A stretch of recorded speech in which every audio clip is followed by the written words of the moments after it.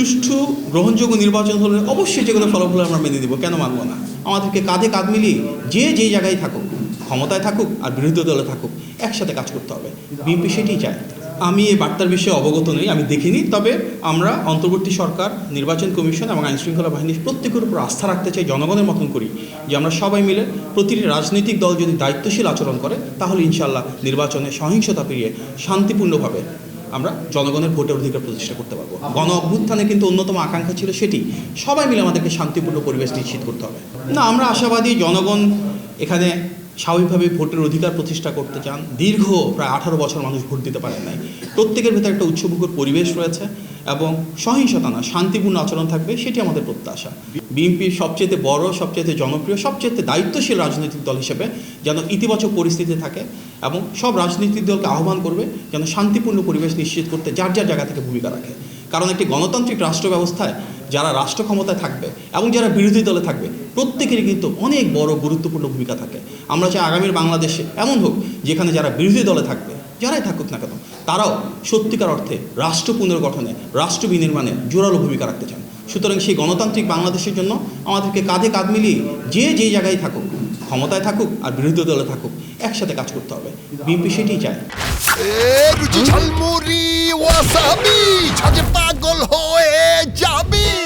যেখানে প্রয়োজন সেখানে তো দল থেকে সাংগঠনিক ব্যবস্থা নেওয়া হয়েছে। বিচ্ছিন্নভাবে যদি কোথাও কোনো সহিংসতা হয়ে থাকে অবশ্যই আমাদের আহ্বান থাকবে আইনশৃঙ্খলা বাহিনী সেটাকে কঠোরভাবে দমন করবেন এবং আইনশৃঙ্খলা বাহিনী দেখবে না কে কোন দলের। এখানে তাদের একটাই পরিষেবে অপরাধী, যারা অপরাধ করবেন তাদের বিরুদ্ধে ওনারা ব্যবস্থা নেবেন। আমরা দায়িত্বশীল দল হিসেবে সবাইকে নির্দেশনা দিয়েছি সর্বোচ্চ ধৈর্যের সাথে গণতন্ত্র প্রতিষ্ঠার জন্য যেন একসাথে শান্তিপূর্ণ সহাবস্থান নিশ্চিত করে এবং প্রায় সব জায়গায় আমাদের নেতাকর্মীরা সেটাই করছেন শান্তি প্রতিষ্ঠার জন্য।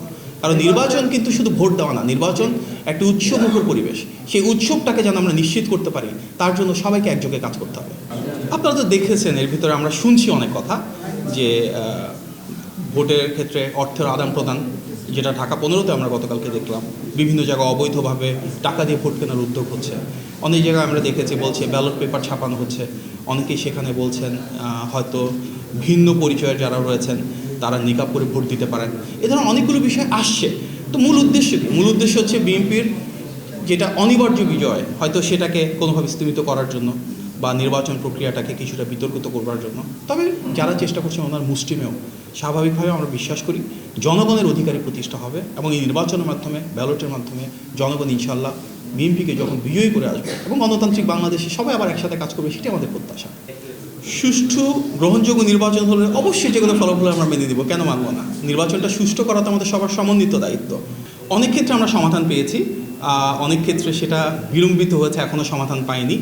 আমাদের প্রত্যাশা থাকবে যে কোনো দলের দিকে তাকিয়ে না, অভিযোগ কে করছে সেটা না, অভিযোগটা সত্য কিনা সেটা যেন নির্বাচন কমিশন তাদের পদক্ষেপ গ্রহণ করে, এটা আমাদের কামনা।